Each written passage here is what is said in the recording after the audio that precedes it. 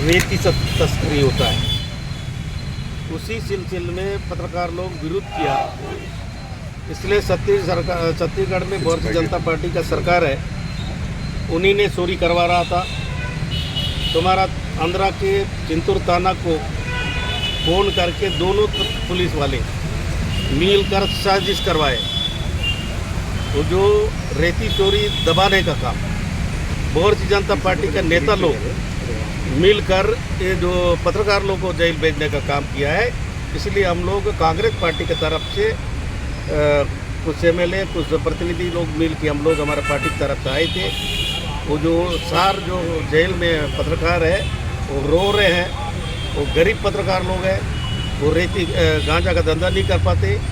उनको साजिश था वहाँ का एक पावरफुल नेता जो सलवा जुड़ूम के माध्यम से भी और पुलिस के माध्यम से जो गुंडागर्दी करता है, पीवीजे का नाम करके वो जो जेल भेजने का काम किया है, उसका लड़ाई अभी जो पत्रकार है क्या बोला आपको? हम लोग पत्रकार लोग के साथ लड़ाई लड़ेंगे। पत्रकार लोग रो रहे हैं, एक गरीब पत्रकार है, वो सिर्फ रोक रहे थे गाड़ी, ट्रक को रोक रहे थे, रेती को रोक रहे थे। उसी कारण इनके जो कमाई पेट मार रहे थे, इसलिए पुलिस